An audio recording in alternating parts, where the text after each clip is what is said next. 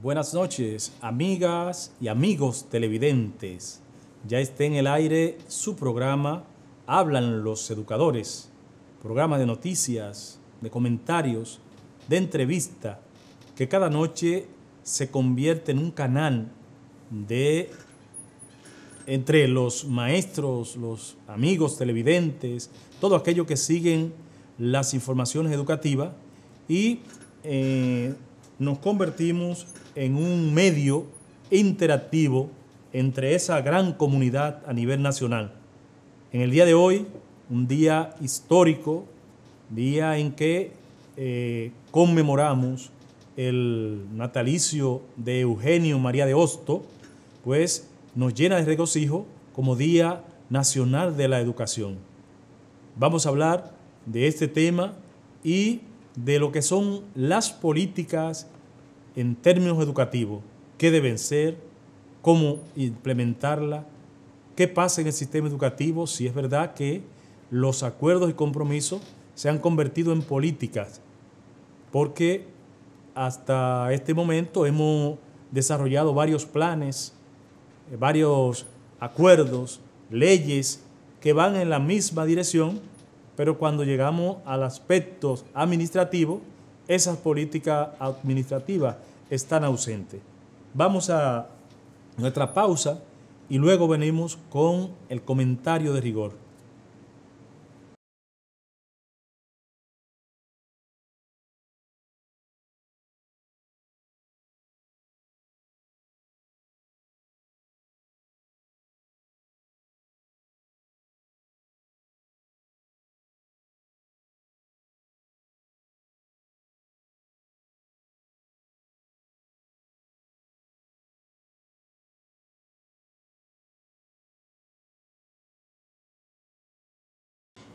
Gracias, amigas y amigos televidentes, por continuar ahí en su programa Hablan los Educadores. Pues en el día de hoy, la República Dominicana conmemora el natalicio 180 de el insigne profesor Eugenio María de Hosto. Eugenio María de Hosto fundó la Escuela Normal Preparatoria en 1880, dando origen a las escuelas normales en la República Dominicana. Cuando hablamos de normales, estamos hablando de aquellas que formaban a las maestras, a los maestros de aquel entonces.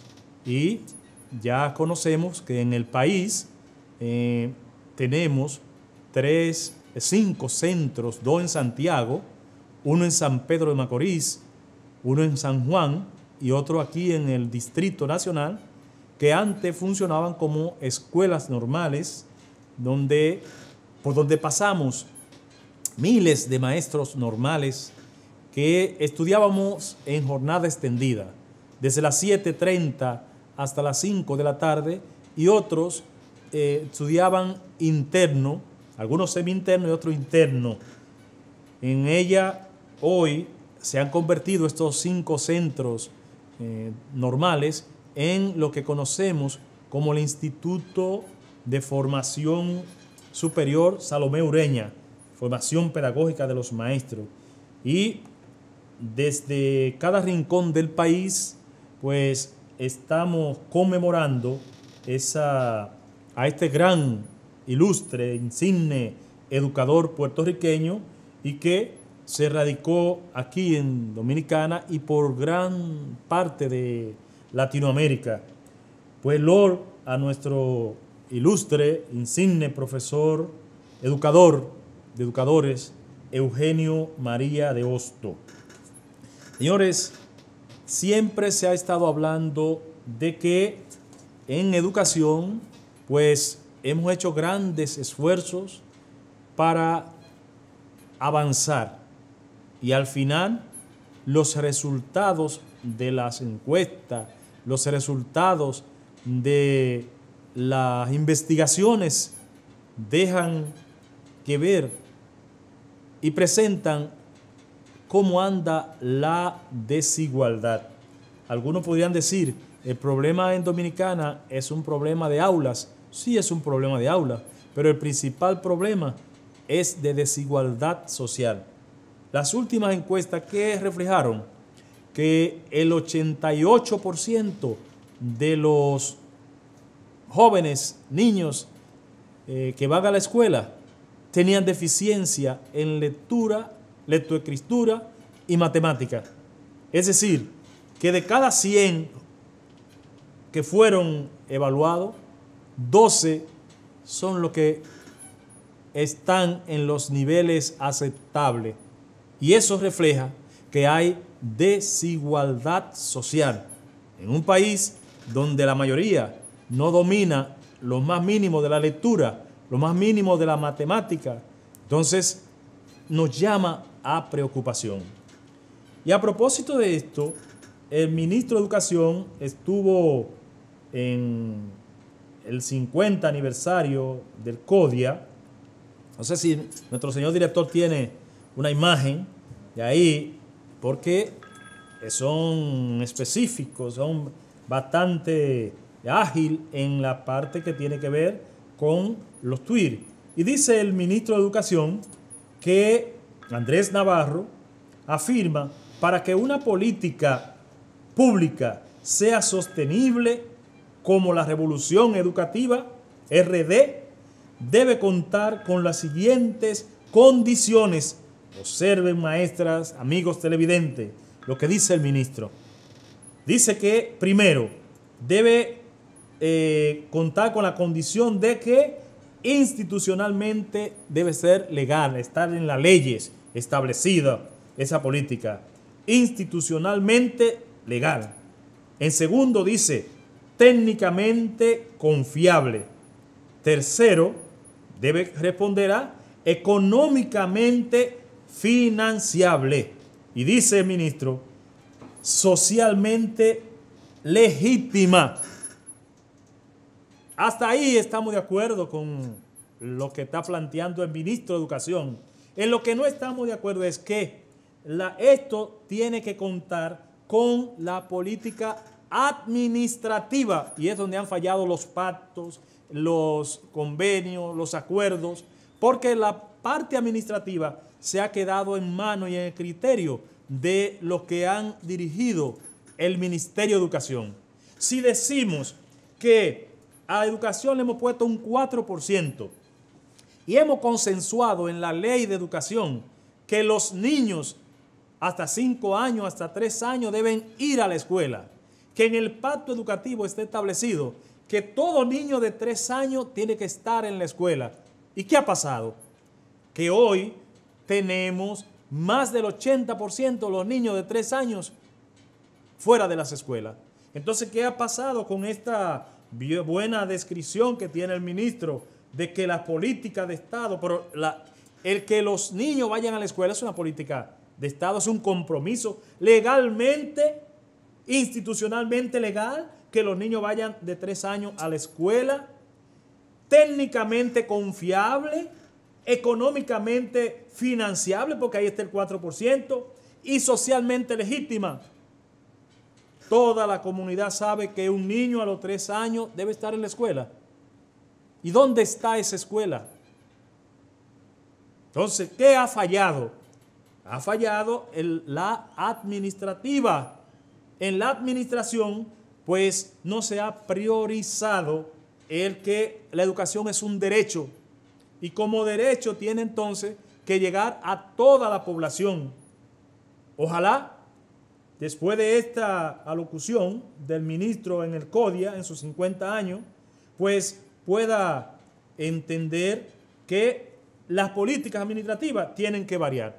Un niño en la escuela, supongamos, ya tenemos 1.300.000 en jornada extendida, pero institucionalmente es legal, técnicamente confiable que estén ahí en la escuela, económicamente financiable con el 4%, socialmente legítima. Y administrativamente es la pregunta que nos hacemos.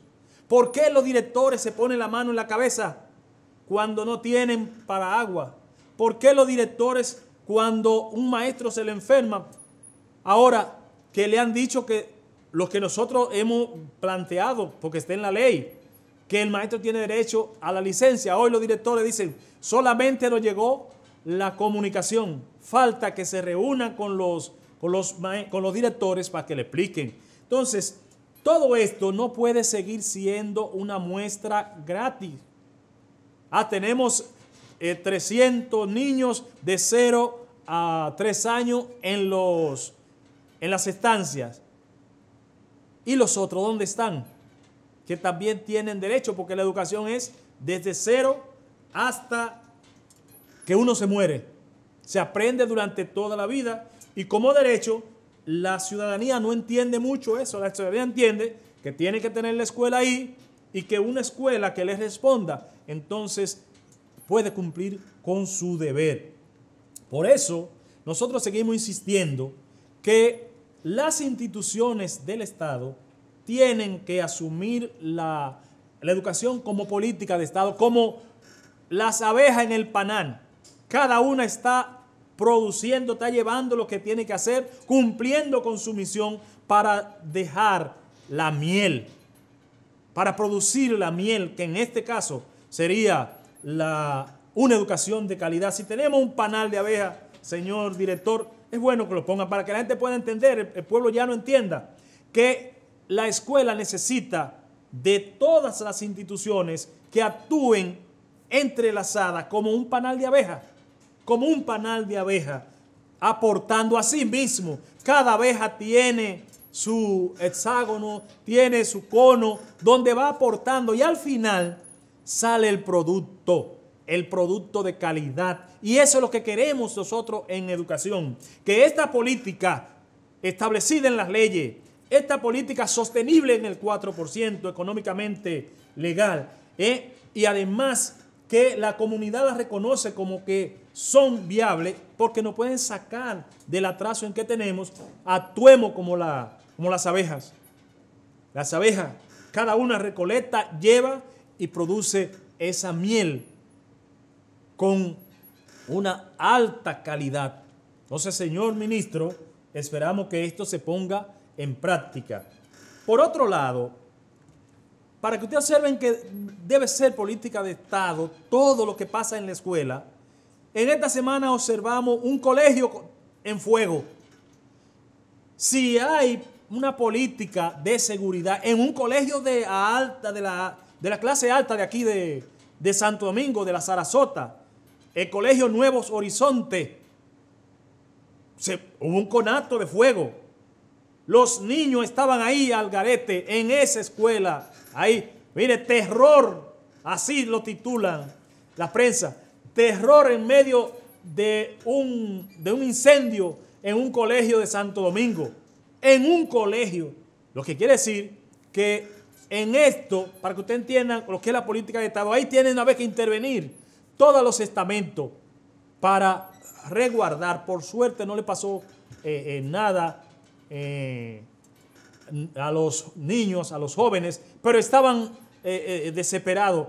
Eso es dentro de las aulas, la cantidad de humareda que había en esas aulas. Entonces, en una política de seguridad, en un centro como este, no debe pasar una situación como esta, en que los niños tengan que inhalar esa cantidad de humo y salir desfavorecidos. Llamen a 911, era lo que decían los niños. ¿Y dónde está en un centro como este la seguridad?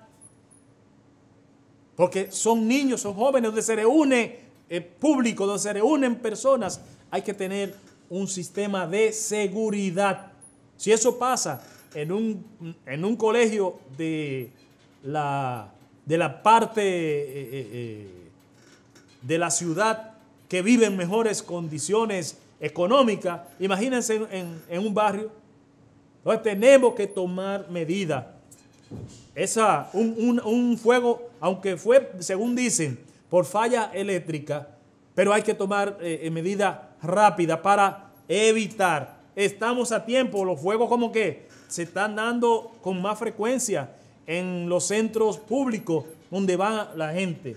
Entonces, tiene que llamar la atención a las autoridades de todas las instituciones que tienen que velar por los espacios donde se reúnen personas, donde se concentran niños y jóvenes. Señor director, vamos a pasar a nuestra segunda pausa para luego venir con otros comentarios de interés y pasar nuestro teléfono a nuestros amigos televidentes. Sí.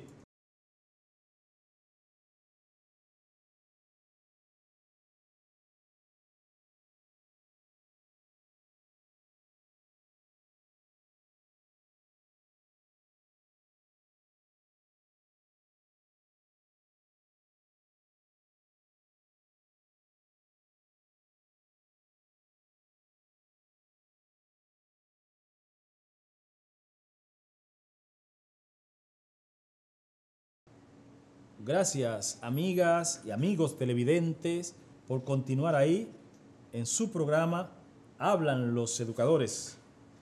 Este mes de enero, pues, tiene varias fechas importantes y quiero referirme al próximo domingo, que es el día de la alfabetización.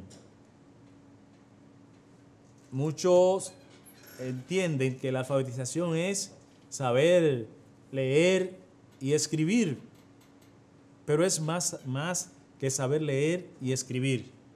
Cada día hay que desaprender para aprender. Cada día encontramos nuevas formas de comunicación, nuevas tecnologías y tenemos entonces que aprender a manejarla. Hoy la información es poder. Hasta con un aparato, un smartphone, un celular, tenemos que aprender. Aprender cómo manejarlo, cómo sacarle el mayor provecho a esto, que lo que menos se hace con un celular es llamar. Un joven puede leer todos los libros que quiere desde su celular, pero tiene que saber cómo buscar, porque un buen profesional lo que tiene es que saber dónde conseguir la información. Y este aparato y cualquier dispositivo electrónico pues nos permite avanzar en el conocimiento y en la búsqueda. Buenas noches. Bueno, se fue. Teníamos en línea. Entonces, saludamos a todos los que han estado involucrados en ese bello programa de enseñar a leer y a escribir. Por ejemplo, cuando alfabetizábamos ahí en los barrios de Simón Bolívar y Capotillo, que le decíamos a los jóvenes, a los adultos, en el cartón de la casa ahí en la orilla del río, por la Sursa, escribíamos las palabras, por ejemplo, pala, o escribíamos la palabra cárcel, y le preguntábamos dónde tiene el acento la palabra cárcel. Y muchos decían que lo tenía en la A, pero que si tenía otro acento la palabra cárcel. Y se sorprendían. Y un señor nos dijo, sí, tiene otro acento. ¿Y dónde es ese acento? Ese acento es en el hombre, en el ciudadano que cae preso. Ahí tiene un acento lo que es la palabra cárcel, para que podamos entender que el adulto viene con vivencia, con conocimientos, y que alfabetizarlo es ir organizando esas experiencias, esos conocimientos que trae. Buenas noches. Sí, buenas noches. ¿De dónde nos habla? Habla Francisco desde Río San Juan. Adelante, Francisco. Sí, gracias. Tomás, yo quiero saber si se han reunido en esta semana la ADP y el Ministerio y se le hicieron, que acordaron, sí, teniendo en cuenta que se había planificado una reunión para ponerse de acuerdo en una propuesta salarial para pensionados y jubilados. Quisiera saber sobre eso. Sí. Ya en el programa estuvimos hablando de este tema. Julio estuvo también informando, Julio y Caminero. Hubo una reunión que el tema es jubilados y pensionados, porque está pendiente varios temas, lo que tiene que ver con la unificación de las dos partidas, una que viene de Hacienda y otra del Ministerio a través del INAVIMA, para que el pago se haga en un solo momento, en un solo paquete, en una sola institución, que debía ser el INAVIMA, pero para ello tiene Hacienda que aportar esos recursos. Esa reunión quedó también de verificar lo que tiene que ver con la ley 451-08 para hacer una propuesta de indexar en los 3 años, de acuerdo a la inflación que ha habido, indexar, es decir, aumentar las pensiones, ajustar las pensiones. ¿El monto de pensión? No lo tenemos. Esa comisión va a hacer los estudios y entonces lo va a presentar. Esperamos que ellos se reúnan en los próximos días, así está establecido. No podemos hablar de días porque en el ministerio siempre cambian la fecha y a veces uno queda como en el que desorienta. Esperemos que se reúnan. De todas formas, el 14, que es lunes, está pautada otra reunión con la Comisión de Dignificación del ADP. Buenas noches. Sí, buenas noches, líder. ¿Cómo está usted? Muy bien. Germania Turbí le habla desde Puerto Plata. Adelante, Germania. Sí, mi inquietud está, llamé anoche al programa y no me contestaron. Sí. Yo voy la línea de la cantidad de dinero que pagamos todos los directivos y docentes, sí, de los impuestos. Sí. Que a nosotros el Estado nos descuenta demasiado dinero y a nosotros no vemos ni se nos devuelve ni vemos. Yo sé de dónde vienen, porque cuando uno va a buscar un estado a la regional, uno ve todos los descuentos, pero es demasiado. Como por ejemplo, le voy a poner el caso mío. Yo soy directora y a mí me descuentan más de 13,000 pesos mes por mes de pago de impuestos. Entonces, ese dinero, ¿dónde va a parar? ¿Qué hace el Estado? Porque yo no veo proyectos de ninguna índole. Entonces, eso quiero ver tal vez, si a través del programa llega a través del presidente, para que ver qué hacen con todo ese dinero de nosotros. Muy bien, sí. Bueno, le explico. Sí, ¿alguna idea? Hay descuento de ley. Impuestos son al salario, a los ingresos que usted recibe y de acuerdo a lo que gana. Si usted tiene alrededor de menos de 45,000 pesos, usted va a tener un descuento de alrededor de 1,000 a 2,000 a 1,200 pesos. Pero en la medida que usted va aumentando, que va ganando, por ejemplo, un maestro que gane 70,000 pesos, sabe que le van a descontar de impuestos sobre la renta alrededor de 6,000 pesos.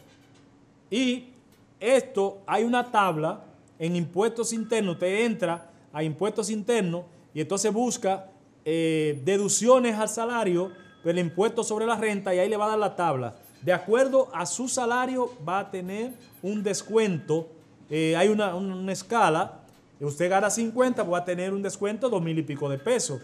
Pero en la medida que va aumentando el impuesto sobre la renta, desde un 15, un 20, un 25 en adelante para los maestros. Buenas noches.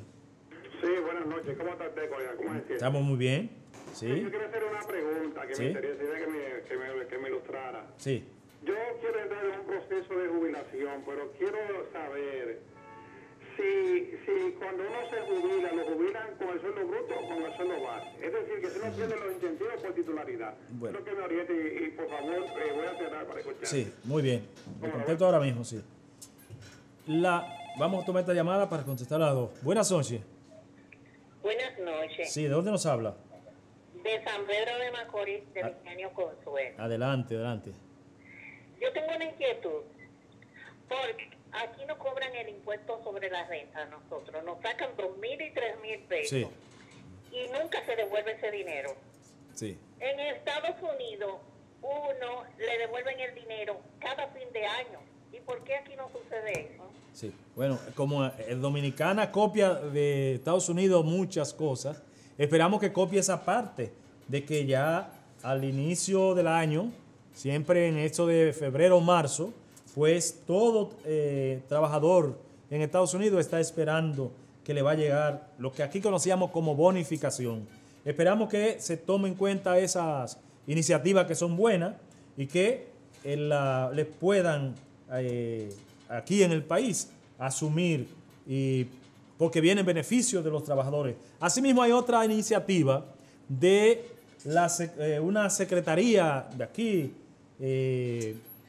que aumenta los días de permiso, de licencia del hombre que le nace del padre, que le nace un niño, son 2 días, y ahora esta secretaría ha llevado a 10 días. Ojalá el Ministerio de Educación copie de esa Secretaría de Estado, que le va a dar 10 días a todos los padres que le nazca un niño. Son de las cosas pues, que ayudan a organizarse, porque en esos días muchas veces la madre pues no está en condiciones de asumir la atención a la casa, y el esposo pues la puede hacer. Señores, vamos a la segunda pausa. Sí, vamos a la segunda pausa y luego venimos con la respuesta al compañero que nos preguntó sobre el tema de la jubilación. Ok, sí. Gracias. Adelante, señor director. Sí.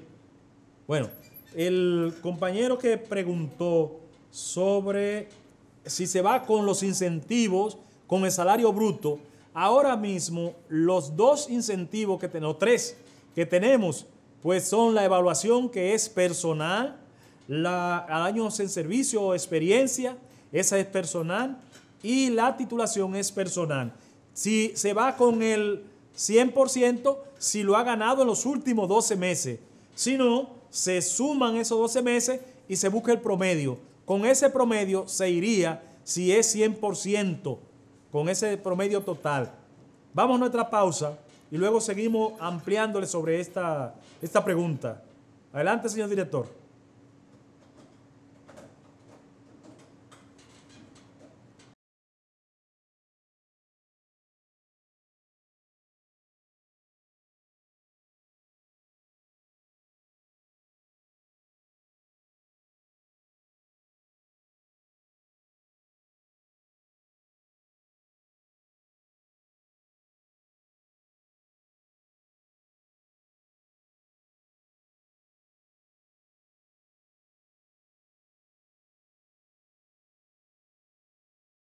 Gracias, amigas y amigos televidentes, por continuar ahí en su programa Hablan los Educadores.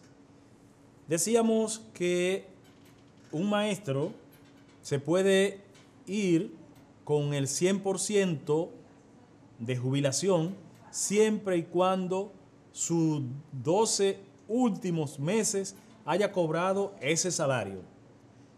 Si ha cobrado salario distinto, se busca la 12ª parte y ese promedio sería el monto que le corresponde como jubilación 100%. Si se va a los 25 y 55 años, le toca un 95% de ese promedio. Y con 20 y 60 se va con un 85 con 20 y 60 y un 90 con 55 y 25. Buenas noches. Buenas noches. ¿De dónde? Sí, adelante. Aquella persona que no han complementado la evaluación de desempeño. Sí. Por ejemplo, que le falta la del superior y eso. Sí. ¿Usted no sabe alguna información? La información última que la tuvimos extraoficial es que a través de los distritos se iba a hacer un levantamiento a partir del 15 de este mes. Esa es la información que le dieron a la comisión. A partir del 15 se iban a recoger esos casos. Igual se plantea que todos aquellos que ya tienen evaluación completa, pues puedan recibirla a más tardar en la primera semana del mes de febrero. Esa es la información que la dio la presidenta de la ADP vía telefónica a un programa de las matas de Farfán, San Juan.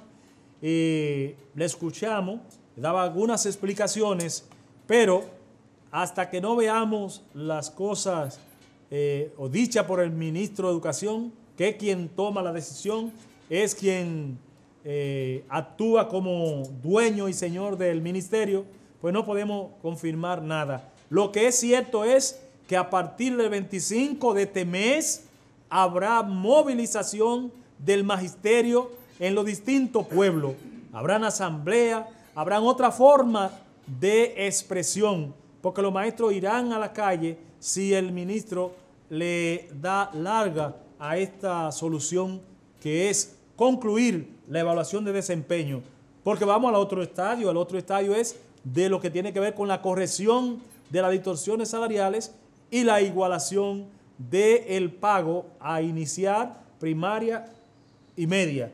Señores, en el día de mañana se cumplen 47 años de aquel 12 de enero del 1972, allá en el kilómetro 14 de la autopista Las Américas, ahí donde hay un monumento levantado aquí adelante, pero el episodio pasó en las cuevas, ahí en los dirigentes que fueron fusilados con ametralladora automática de todos los calibres, lanzallamas, tanques de guerra, carros de asalto, aviones, helicópteros, bajo la dirección del alto mando militar, y fueron movilizados para la acción que acabó con la vida de Amaury Germán Aristi, Virginio Perdomo, Bienvenido Leal Pandi, La Chuta y Ulises Cerrón Polanco.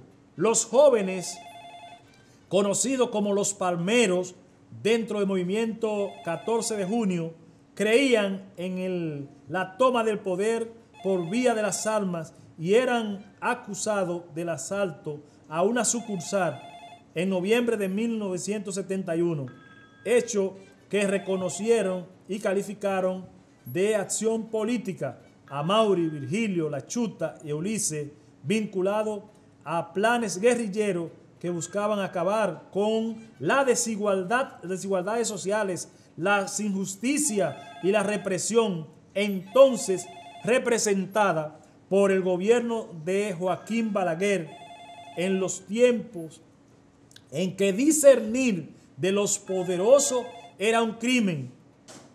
Entonces, a los compañeros de los palmeros del 14 de junio que desafiaron a aquella férrea dictadura de los 12 años. Buenas noches. Buenas noches. Sí. Hablan los educadores, ¿verdad? Hablan los educadores. Sí, yo felicito a Tomás por el comentario que está haciendo en este momento. Sí, gracias. Sobre lo que sucedió ese 12 de enero sí. de 1972. Y haciendo memoria histórica, tenemos que decir también que ese mismo año, muy próximo ahí en abril, fue la muerte de Sagrario. Sí, 4 de abril.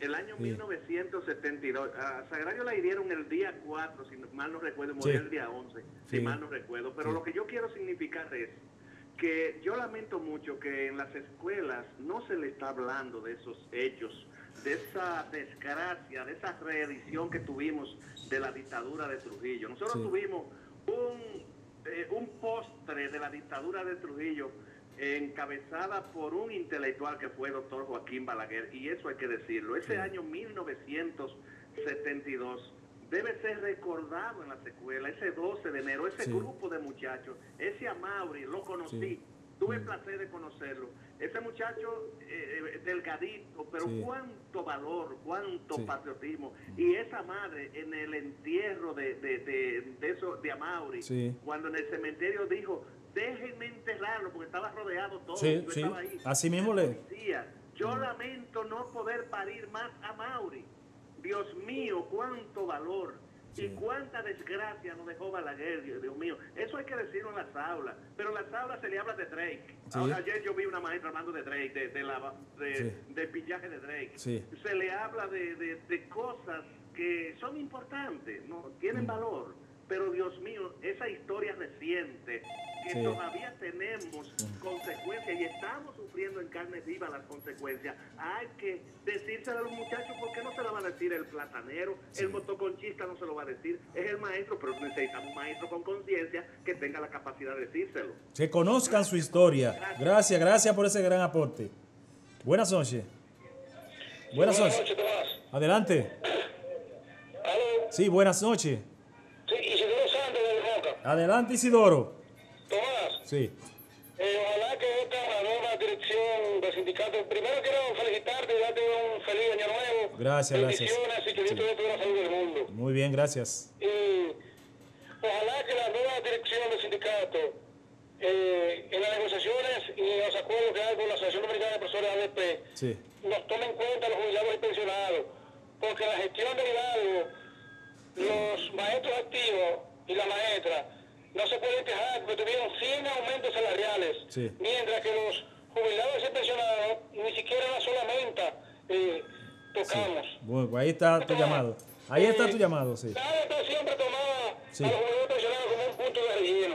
Exactamente. Nosotros esperamos que esta vez no nos tome como un punto de relleno, sino como un punto de acuerdo y un punto de negociación, porque de verdad que hemos dejado nuestra vida y nuestra salud en las aulas, merecemos un aumento salarial y que se aplique la ley de indexación salarial que ya nos toca, porque hace 5 años, 6 años que los maestros jubilados y pensionados no tenemos un solo centavo de aumento y Nadima tiene los recursos suficientes para la indexación salarial. Al sindicato que no vaya a confabularse y después decir que eso tiene que ser vía decreto, vía el presidente, vía el ministro de Educación, no, es a Nadima que le toca ahora indexar aplicar la indexación salarial que por ley nos toca a los maestros jubilados y pensionados. Bueno, pues ahí está. Muchas gracias y buenas noches. Muy bien, ahí está tu llamado a la comisión del ADP que se mantenga firme en su demanda, que es un punto del acuerdo del 15 de marzo del 2017, donde se contempla cumplir la ley 451-08, que llama que cada 3 años hay que indexar las pensiones, porque la inflación, el costo de la vida, va haciendo que ese júbilo, que es la jubilación, se pierda. Entonces, por ello, queremos que lo más rápido posible tomen en cuenta a los jubilados. Tengo aquí, bueno, Sergio parece que se fue. Buenas noches. Buenas noches, ¿de dónde nos habla? Buenas. Sí. Buenas noches. Buenas noches, ¿de dónde nos habla? San Juan de la Maguana. Adelante, San Juan. Sí, es para saber, ahorita escuché que estaba hablando de la evaluación de desempeño, pero del 2017. ¿Y la del 2012, por favor? Bueno, hay una ley, hay una sentencia, varias sentencias que se está demandando que el ministro pues la cumpla, porque este es un Estado de Derecho y las leyes, lo primero que hay que cumplirlas son las leyes, si no, estamos en dictadura. Nos gustaría que ADP, la comisión que fue, discuta eso, porque ya tenemos varios años, desde el 2012. Sí. Y ese señor desacatando todo. No, lo que pasa es que la parte legal es importante conseguir una sentencia, pero los mecanismos para atacar esa sentencia, para buscar superflujo, son variados. Entonces, hay que paralizar las oficinas de educación de distrito, de regional.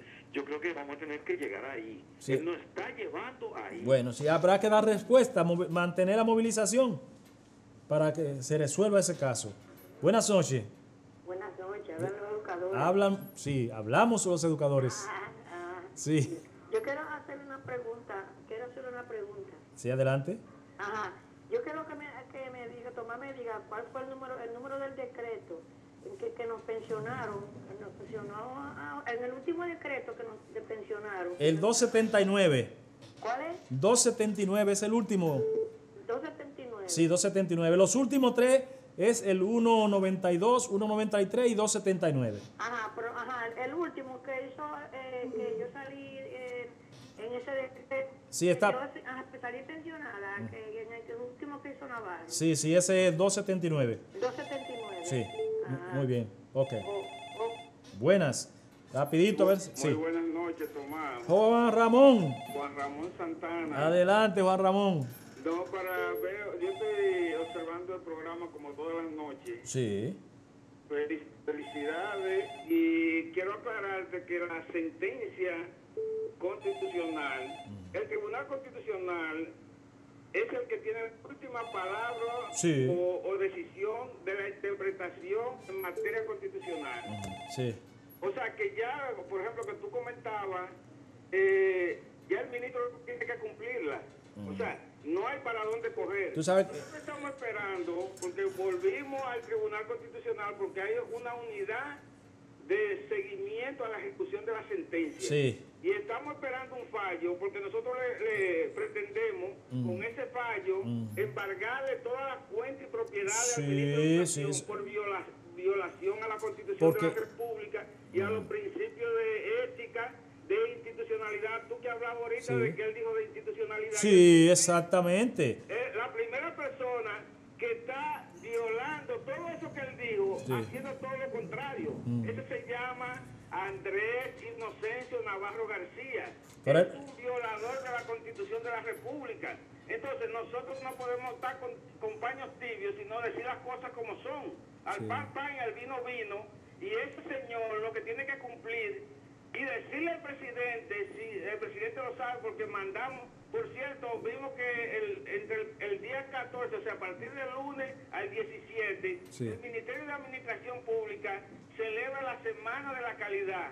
Yo no creo que al ministro de Educación y al ministerio lo van a poner como de calidad cuando es el primer violador de la Constitución de la República y las leyes. Por lo tanto, nosotros lo que estamos pidiendo, los técnicos, no es que con paños tibios, no es que él cumpla, porque ya tiene más de 2 años de incumplimiento de esa sentencia. Tiene necesariamente que cumplirlo, igual como lo que tiraron a la Suprema, lo condenaron, tiene que ser condenado, sancionado también, por su inconducta también. Muchas gracias. Ok, muy bien. Bueno, ahí está el llamado de la CONDETRE para que el ministro actúe conforme a la ley que juró cumplir. Y como reiteramos, este es un Estado de Derecho, pues hay que cumplir las leyes. Es la única forma de organizar el país y de avanzar, respetando las leyes que son las que nos rigen. Vamos a tomar la última llamadita. Buenas noches. Buenas noches. Sí, rapidito, que es la última. ¿Educadores? Sí. ¿Hablan los educadores? Hablan los educadores, sí. Buenas noches, sí, yo sé que el tiempo es corto, solamente para decir mi sentir. Sí. Nadie habla de los pensionados y jubilados viejos de finanza. Nadie se preocupa. Sí, están hablando. Hay un Navima. ¿Y los pensionados de finanzas? A eso se refiere. Nos pagan el sueldo en 2 partes, 5 y 10. Ni siquiera se ocupan de hablar de que no unifiquen el. Bueno, ahí está su llamado. Es lamentable. Siempre hay privilegio para una parte. Buenas noches, Dios le bendiga siempre. Muy bien su comentario. La comisión tiene en mano ese tema y lo está tratando con el INAVIMA. Bueno, amigos televidentes, hemos llegado hasta el final de este programa. El lunes, pues, estaremos de nuevo con ustedes conversando en Hablan los Educadores. Buenas noches.